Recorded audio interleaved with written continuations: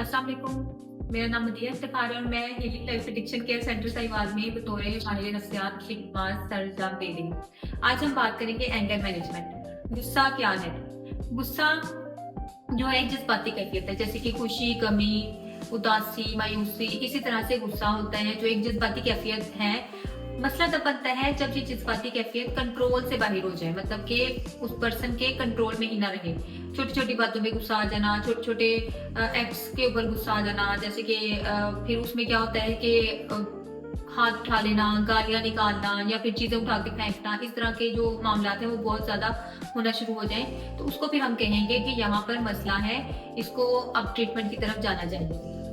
गुस्सा बेसिकली दो तरह का होता है, एक्सटर्नल और इंटरनल। एक्सटर्नल मतलब कि खारजी अवामिल, बाहर की चीजें होती हैं जिसकी वजह से गुस्सा आता है, जैसे कि ट्रैफिक जैम हो जाना या आप रोड एक्सीडेंट हो जाना या देख लेना और उसकी वजह से आप कहीं कहीं जाना हो आपने और आप लेट हो गए हैं, तो ये वो अवामिल हैं जो बाहरी होंगे जिनकी वजह से गुस्सा आएगा।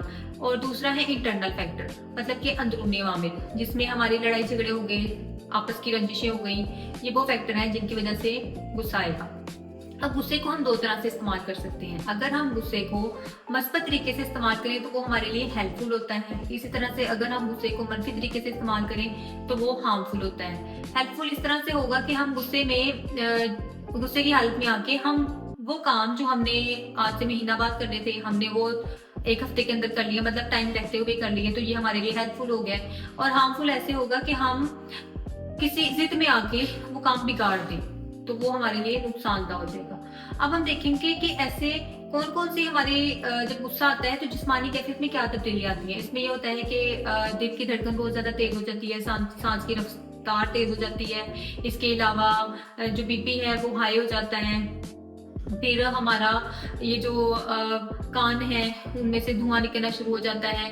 इसी तरह से और भी जिस्मानी बहुत से अवामिल हैं जो कि पहले से इंडिकेट कर देते हैं कि ये अब हमें हमारा जो एंगर है वो हद से ज्यादा तजावुज करने वाला है। अब हम देखेंगे कि कौन कौन सी टिप्स पे अमल करते हुए हम अपने एंगर को मैनेज कर सकते हैं। अब सबसे पहले है कि पुरसुकून रहें, मतलब कि डीप ब्रीथ करें, सांस वाली वर्जिश करें, खुद को पुरसुकून रखें। उसके बाद है लर्न टू से नो, ना कहना सीखें। जो काम आप नहीं कर सकते उसको आप टाइम से ना कर दें। जो काम आपको बाद में इरिटेशन की तरफ लेके जाए, स्ट्रेस की तरफ लेके जाए, उसको टाइम रहते हुए या आप उससे इनकार कर दें। इसके अलावा अगर जिंदगी में आपसे कोई गलती हो गई है तो उस पर सॉरी कहें, टाइम से सॉरी कहें और उस गलती से सीखें, ना कि उस गलती से की वजह से आप गुस्सा हो। इसके अलावा ये होता है कि एक जो माचिस की तीली है, माचिस की तीली के ऊपर उसका हेड तो है लेकिन उसमें ब्रेन नहीं, जिसकी वजह से हम उसको थोड़ी सी रगड़ लगाएंगे तो वो जल जाएगी। इसी तरह से अगर हमारा हम दिमाग को काम नहीं करेंगे, दिमाग से काम नहीं लेंगे और चीजों को सोच समझकर रिस्पॉन्स नहीं करेंगे तो वो इसी तरह से होगा कि फौरन से गुस्सा आ जाएगा।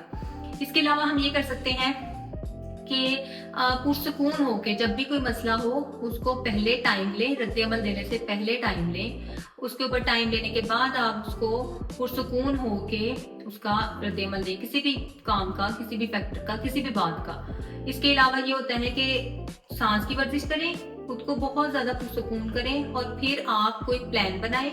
2 से 3 प्लान होने चाहिए, उनमें से जो बेस्ट प्लान है उस पर अमल करें। और जब आप बेस्ट प्लान पे अमल कर लेंगे तो आपके मसाइल जो हैं वो आएंगे ही नहीं, जिसकी वजह से जब मसाइल नहीं आएंगे तो फिर गुस्सा भी नहीं आएगा। इसके अलावा हमें अपने दिमाग को वसी करना है। जितना दिमाग छोटा होगा गुस्सा उतनी जल्दी आएगा, इसलिए हमें अपने दिमाग को वसी करना है। जितना बड़ा दिमाग होगा गुस्सा उतना ही कम आएगा।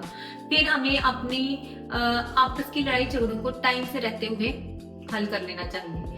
इसके अलावा ये होता है कि जब भी गुस्सा आए हम बात करें, जिसके ऊपर जिस वजह से गुस्सा आ रहा है, जिस पर्सन के साथ गुस्सा आ रहा है, आप बात करें। इसके अलावा कम्युनिकेशन स्किल जो सबसे अहम जो फैक्टर है ना इसका, वो ये है कि हम अपनी बातचीत के आदाब को बेहतर बनाएं। जब हम अच्छी गुफ्तगू करेंगे, अच्छे अल्फाज इस्तेमाल करेंगे तो हमें भी गुस्सा नहीं आएगा और दूसरे बंदे को, हम जिससे बात कर रहे हैं उसको भी गुस्सा नहीं आएगा। अगर कोई आपसे भी गुस्से से बात कर रहा है तो आप उसके साथ फिर भी अच्छी गुफ्तगू करें।